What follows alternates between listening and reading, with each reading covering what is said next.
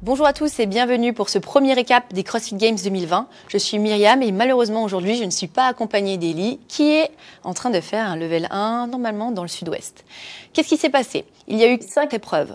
Première épreuve, ça s'appelle 2007 Reload et vous allez voir que toutes les épreuves ont été inspirées de sa première journée de cette première édition 2007 des CrossFit Games.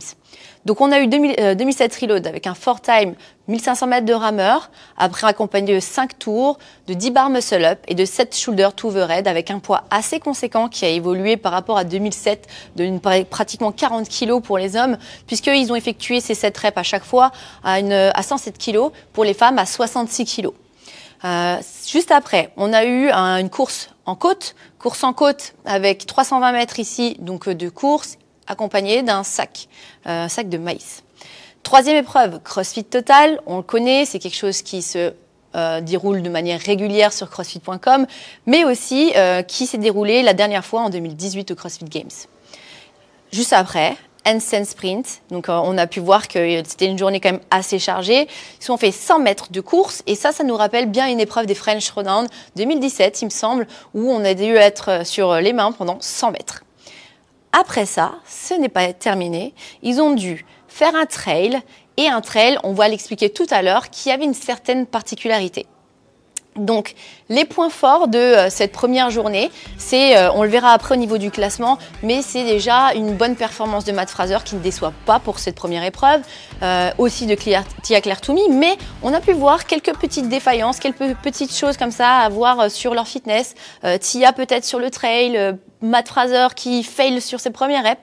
Et d'ailleurs, première épreuve, et on va voir justement cette première épreuve où Matt Fraser a été un tout petit peu mis en difficulté sur les 7 dernières répétitions. Donc, comme je vous le disais, sur le premier WOD, donc 2007 Reload, il a effectué donc ces 7 dernières répétitions à 106 kg, presque 107 kg. Il a voulu aller jusqu'au bout, pourtant il était dominant sur cette épreuve et par la suite, il s'est mis tout seul en difficulté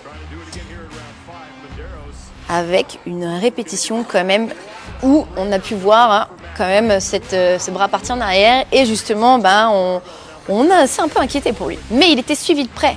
Donc de cette personne à suivre, Justin Medeiros qui est donc un jeune homme, c'est le plus jeune homme de ces CrossFit Games. Et du coup il talonnait ici Matt Fraser et il lui a mis une petite pression quand même si Matt Fraser s'en est sorti de manière assez sécuritaire, puisqu'il a conservé son lead jusqu'au bout en ayant quand même un petit moment de récup et en repartant sur ses répétitions. Sans problème psychologique, il est reparti sur cette barre. Là où on a été un tout petit peu plus déçu, c'est la performance de Noah Ohlsen, celui qu'on attendait, le challenger. C'est toujours lui qui vient titiller Matt Fraser durant ses épreuves.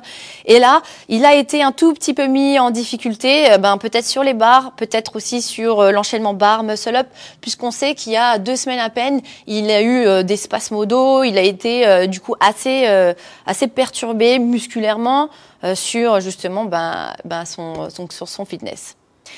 La deuxième performance du coup à voir et qui s'apparente à celle de Matt Fraser, c'est celle de Tia, qui est sa compagnon, on va dire, d'entraînement et à de manière à payer sa rep pour Matt Fraser, elle a fait pratiquement la même chose. On a vu à un moment donné, juste entre les 2 vagues hommes et femmes, Matt Fraser discutait avec Tia justement ici, donc ses reps 65 kg, qu'elle fail juste à l'instant. Ils discutaient peut-être un échange de stratégie, je ne sais pas, mais en tout cas, elle a dit que c'était juste un petit encouragement. Peut-être qu'il lui a donné son conseil de ne pas lâcher, mais il l'a mis aussi en difficulté, peut-être sur cette dernière répétition aussi. Ce qui était aussi intéressant, ça a été cette épreuve donc de corn sack sprint qui a été rallongée par rapport à la dernière édition de CrossFit Games. Et il s'est passé aussi quelques petites choses ici assez intéressantes, surtout chez les hommes et chez les femmes aussi, mais surtout chez les hommes. Et c'est là où le Canadien, que vous avez pu voir normalement en interview sur CrossFit France il y a un jour, donc qui s'exprimait sur ses performances et sa manière de s'entraîner. Et on peut le voir là, donc Adler, Noah Ohlsen qui a quand même bien performé sur ce heel sack. Et là, Medeiros qui s'est fait passer juste au dernier moment Vraiment sur une place comme ça, sur quelques secondes, je crois que c'est exactement même 3 dixièmes de seconde, il s'est fait avoir, quoi. Et peut-être que ce serait ce manque d'expérience lors des CrossFit Games qui lui aurait coûté cette petite place lors de cet event. Donc Adler, il a du potentiel et on a pu voir que son potentiel, c'était justement la force, et on reviendra justement là-dessus sur le CrossFit Total. Chez les femmes, les performances sont apparentées de la même manière que sur le premier WOD. Donc Tia, toujours leader, qui monte cette dernière partie, cette dernière portion de cette pente qui est donc la plus justement pentue. Et en pleine congestion, Tia Claire Toomey qui lead cette course, suivie justement par derrière, comme vous pouvez le voir, par sa concurrente Catherine, qui, elle, était vraiment en difficulté sur la première épreuve, qui a pu reprendre ses esprits et qui, justement, a pu se ressaisir. On peut voir que elle, le mental, c'est vraiment ce qui lui permet de pouvoir s'accrocher à sa performance ici lors des Games. Qui la suit juste derrière. Derrière elle, il y a Carrie Pierce et Hayley Adams. Hayley Adams qui bloque le chemin de Carrie Pierce et qui l'empêche de passer et qui donc prend le lead. Et Hayley Adams, ça fait partie d'une de mes favorites lors de ces games. C'est aussi la plus jeune concurrente chez les femmes. Et donc c'est celle qui s'entraîne avec Rich Froning chez CrossFit Mayhem. Et on veut voir un petit peu comment elle va se débrouiller sur cette édition des CrossFit Games. Elle est en concurrence directe, là on peut voir avec Catherine Davids-Dottir. Toutes les deux, elles sont un tout petit peu en échange, elles sont à quelques points à chaque fois près de battre l'une et l'autre. Et donc ça va être assez intéressant de voir comment ça va se passer pour peut-être décrocher un podium, 2e ou 3e place pour Hayley Adams. Ce serait du coup une belle surprise pour elle, elle qui a fait les CrossFit Games en teens beaucoup de fois et sa première apparition aux CrossFit Games l'année dernière. Et donc, CrossFit Total, comment est-ce que ça s'est passé? Cette 3e épreuve, CrossFit Total, on attendait Matt Fraser justement performer sur ces épreuves-là. Et là, vous pouvez le voir sur le deadlift, il était sûr, serein. Et son manager, du coup, venait compter les points. Donc, on peut voir qu'ils sont un petit peu à l'ancienne, en train de compter les points sur le carnet. Donc, Matt O'Keefe et Adler qui, lui, y allait. Il a dit, j'ai dit à mon corps de soulever cette charge à la fin dans son débrief, et mon corps l'a fait. Et voilà, lui qui est connu pour un potentiel de force, est allé soulever cette dernière barre à 550 livres, même un tout petit peu plus, parce que ça, c'était son avant-dernière barre.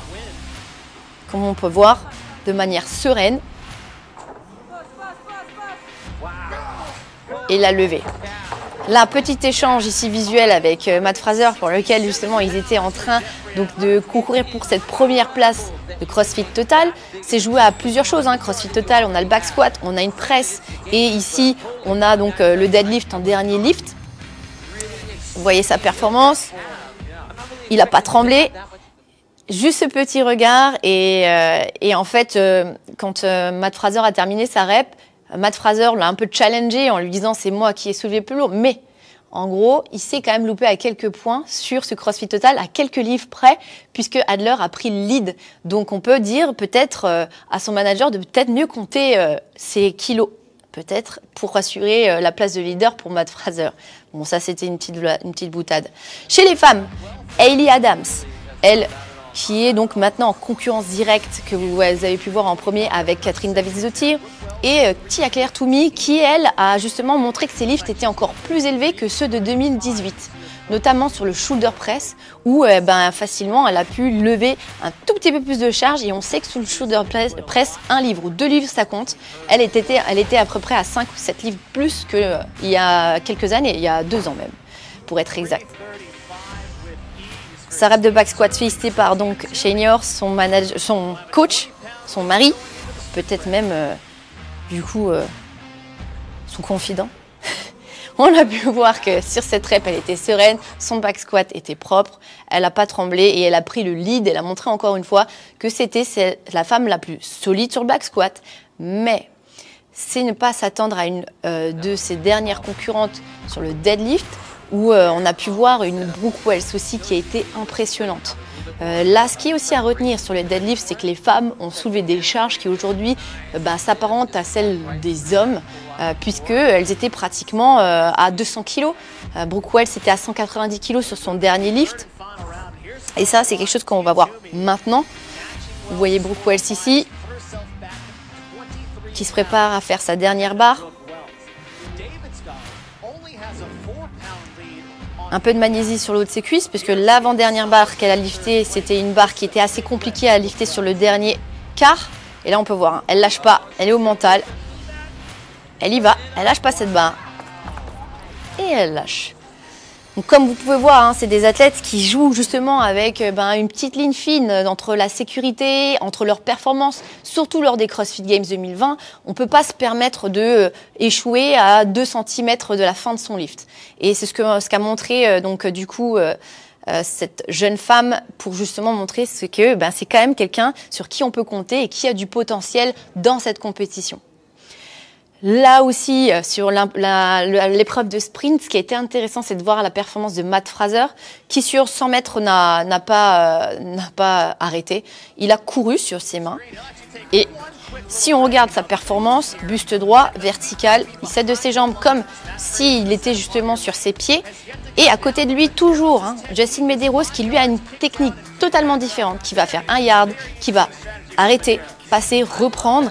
C'est une technique qui, au début, on semble peut-être pas payante, peut-être énergivore, et on a pu voir que c'est quand même une technique qui a payé sur la fin, qui a permis de lui faire tenir ses 100 mètres de manière efficace. Différence de stratégie, peut-être aussi encore une différence dans leur fitness, d'endurance, et ça montre que Justin Medeiros, c'est quand même une personne qui se connaît malgré son jeune âge. Là aussi, on attendait Noah Ohlsen, puisque c'est lui qui avait gagné l'épreuve du handstand hold juste en pré-qualif de ces CrossFit Games. On l'attendait beaucoup plus fort sur ce handstand, surtout lui. Lui, à chaque fois, il gagne ses épreuves d'handstand push-up dans mon déficit, etc. Donc, on l'attendait là-dessus et c'est pas forcément lui qui a été le meilleur puisqu'il a été dépassé par le jeune Medeiros. Et voilà, Matt Fraser qui passe sa ligne, Medeiros juste derrière et Noah Ohlsen qui les suit de près. Chez les femmes, à la manière de Matt Fraser, on a pu voir que Brooke Wells était le leader sur le handstand. Donc elle est forte et en plus, elle a une bonne gym. Là, vous la voyez en plein milieu de l'écran. C'est elle qui se démène pour aller marcher le plus vite possible. Juste à côté d'elle, donc à sa gauche, vous voyez avec la brassière jaune, c'est Carrie Pierce qui est une gymnaste très connue pour ses talents de gymnaste handstand et aussi ses abdominaux. On le sait qu'elle a une sacrée midline. Et là où on a été le plus surpris, c'est elle à l'écran avec son short de leader qui justement est la dernière de cette épreuve. Donc là encore, on ne s'attendait pas à avoir un trou dans son fitness de cette sorte. Et Tia Claire Toomey a montré qu'elle pouvait encore avoir certaines faiblesses. Donc c'est assez intéressant à suivre. Aussi, sachez que là, sur ces épreuves, on peut voir qu'elles ne sont que 5 et normalement, il ne devrait pas y avoir de time cap. Ça aussi, c'est assez intéressant. Peut-être qu'à un moment, ils arrêtent leur épreuve, mais sachez que même si elles sont dernières, une personne reste sur le terrain, elles doivent aller jusqu'au bout de l'épreuve de la même manière que les autres concurrentes, sinon elles seraient pénalisées pour cette compétition. Donc ça, c'est aussi intéressant de savoir cette petite donnée, parce que ça veut dire qu'on est les derniers, mais on doit s'accrocher.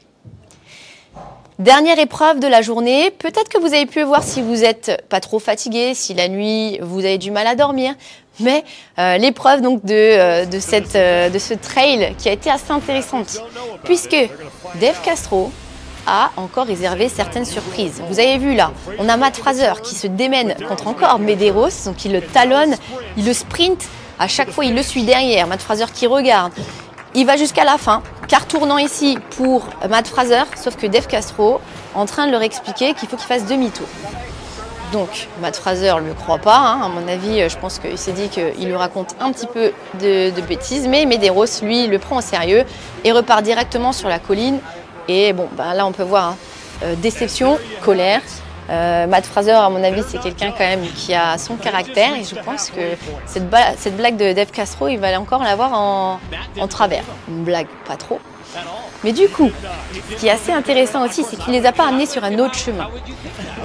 Comme en 2014, Dave Castro, là, ce qu'il a fait, c'est qu'il a changé ce qui devait se passer au dernier moment pour aller surprendre les athlètes. En 2014, c'était sur Grace. Il leur avait ajouté juste au moment où elle devait partir aux Games un deuxième tour.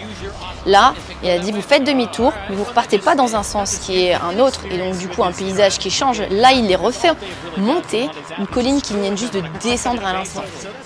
Psychologiquement, c'est quelque chose de dur, ça les détruit, mais du coup on peut dire que si on est troisième, là, comme là on peut voir Adler qui va passer à côté, ça peut se dire on a un petit peu moins de déception pour repartir sur la deuxième partie, donc c'est-à-dire tout ce qu'ils viennent de parcourir, ils doivent le recommencer. Si on regarde maintenant la dernière performance, donc la ligne d'arrivée, on peut dire que Matt Fraser, c'est quand même quelqu'un d'assez coriace, qui ne se laisse pas démonter donc en termes de mental. Au début, il a eu du mal à reprendre, mais c'est quand même lui qui a repris le lead sur ce trail et qui a gagné ce trail avec quand même une bonne différence, contrairement à Adler, contrairement à Justin Medeiros qui était juste derrière lui et qui a lâché à un moment donné. On peut voir, il jette son petit coup d'œil sur la droite, personne à l'horizon, environ 58 minutes ici pour son trail, avec quand même, je ne sais pas si certaines personnes ont connu le ranch, ils sont allés, si vous avez déjà vu un tout petit peu comment est le paysage derrière, mais il est très abrupt et donc c'est un trail qui est de plus physique. Catherine Davids-Zottir, là aussi c'est une bonne surprise parce que c'est quelqu'un qui a fait une mauvaise première épreuve, qui a fait des épreuves moyennes après sur CrossFit Total, qui a fait encore une épreuve qui était encore assez moyenne par rapport à son classement, une bonne performance, mais moyenne par rapport à handstand walk. Et c'est elle qui, encore au mental, et comme on le disait, a pu gagner ce trail chez les femmes. Assez intéressant, et ça on va faire un petit coup d'œil sur elle encore juste après. Intéressant aussi de savoir qu'elle a vécu une saison qui était un peu particulière puisqu'elle s'est blessée, donc s'est blessée au dos, une hernie, qui fait que peut-être au départ on part avec un manque de confiance, surtout pour les lifts, donc CrossFit Total, peut-être encore pour des choses où on doit être en résistance avec des mouvements qui peuvent être interférents en termes de fatigue, et on peut voir qu'elle s'est accrochée quand même et qu'elle a dit voilà, à un moment donné il faut aller, il faut s'accrocher, et c'est vraiment un exemple en termes donc de mindset et donc de mental si vous voulez suivre quelqu'un pour justement s'inspirer sur une préparation mentale. Peut-être qu'on devrait aller jeter un coup d'œil à son livre, ça doit être assez intéressant. Noah Ohlsen, lui aussi, il a quand même assez performé, 59 minutes 11, c'est lui qui a terminé en 3e place. Et il est suivi de très près donc, par donc une jeune fille, vous la connaissez, Hayley Adams, qui elle était, qui suivait justement Catherine Davids-Zottir dans sa course. On a pu voir Catherine, Hayley Adams en 2e. Et si on jette un petit coup d'œil encore sur la performance de Catherine, vous la voyez en plein milieu de l'écran. Vous voyez quand même que c'est un paysage assez particulier. Tia-Claire Toomey, c'est celle qui a le plus déçu aussi sur ce trail. Et on ne pensait pas forcément que c'est elle qui allait justement moins performer sur ce type de course. Là encore, à la manière dont elle l'a fait sur le 100 mètres de handstand walk, on n'attendait pas du tout à ce qu'elle soit aussi, entre guillemets, ce petit point faible sur ce trail long. Tout en sachant que quand même, il y a eu une course en côte juste avant, il y a eu ce WOD avec le rameur, une charge lourde, puis le CrossFit Total sur lesquels ces filles-là sont allées sur nerveusement des charges quand même assez conséquentes, donc des fatigues. Elle a fait 3e, c'est pas forcément la moins bonne place, mais voilà, on l'attendait quand même aux alentours des 1 heure pour pouvoir aller talonner Catherine Davids-Zottir et les hommes. Là encore, si vous remarquez, les performances des femmes ne sont pas aussi éloignées que celles des hommes, et c'est assez intéressant puisque là, on est quand même sur de l'endurance, mais on est aussi sur quand même une bonne résistance physique avec des courses en côte qui sont quand même assez conséquentes. Le classement des femmes. Donc, si vous regardez à l'écran, les femmes aujourd'hui, on a un leader clair, mais qui a perdu quelques points. Si on avait regardé en milieu d'épreuve, donc milieu de journée d'hier, elle était sur un lead qui était beaucoup plus conséquent. Là, elle a 370 points, c'est Tia-Claire Toomey, première. Elle est juste devant Hayley Adams, qui a 295 points. Donc, ne sait-on jamais, il y a encore beaucoup d'épreuves à parcourir, encore 2 journées. Derrière elle, Catherine David-Zottir, 260 points, 35 points ici donc de Hailey Adams, c'est pas grand chose. Donc là, à mon avis, on a vraiment une bonne tension qui va se dérouler entre ces deux femmes qui ont une différence d'expérience. Carrie Pierce qui est 4e et Brooke Wells 5e malgré ses bonnes performances quand même sur 2 bonnes épreuves. Du côté des hommes, en termes de classement, on a sans surprise Matthew Fraser qui lui par contre a un gap beaucoup plus impressionnant parce que lui il n'a pas eu du tout de différentiel de performance comparé à sa partenaire d'entraînement, donc Tia. Matthew Fraser 475 points, suivi juste derrière donc de 255 points, Justin Medeiros, un des favoris de cette compétition aussi. Derrière lui, et pas trop loin, malgré tout avec ses petits pépins physiques, son petit manque de un petit peu de fatigue dû à son petit problème de dos d'il y a quelques semaines. Noah Ohlsen, 235 points, 20 points, c'est pas énorme. Jeffrey Adler, le Canadien, que vous pouvez toujours suivre et aller découvrir donc sur l'Instagram de CrossFit France, 220 points. Et juste derrière, Samuel Quant, qui était quand même assez... on l'a pas beaucoup vu sur les épreuves. On n'a pas forcément vu qu'il a réussi à se dépasser sur les épreuves, mais il peut être toujours constant. Donc, on va suivre un petit peu ce qui va se passer sur cette deuxième journée. Deuxième journée, on a un event 6, event 7 et event 8 qui ont été annoncés. Le premier event 6, donc c'est de cette journée, il va se dérouler donc à 10h04 donc du matin ici, en Californie. Donc on rajoute 9h, 19h04 chez nous ici en France. Event 7, Snatch Speed Triple, on a 11h04. Donc 1 heure juste après à 20h04 heure française. Et une des épreuves que l'on attend le plus aussi, et dont les athlètes ont parlé le plus, on l'a vu avec Jeffrey Adler qui en a parlé, c'est bike repeater. Donc ils vont devoir répéter plusieurs fois une course en vélo. Et donc c'est à 1h30, donc là on est quand même à 1h du matin. Donc on a 3 épreuves encore qui vont se dérouler aujourd'hui. On a une épreuve qui va se dérouler donc demain, qui a été déjà annoncé, le sprint sled sprint. Et on a une épreuve qui n'a pas encore été annoncée, c'est Atalanta.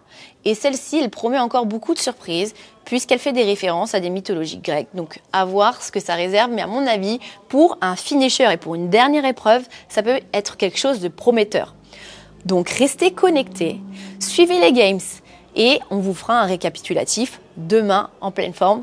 Passez tous une bonne journée, bientôt.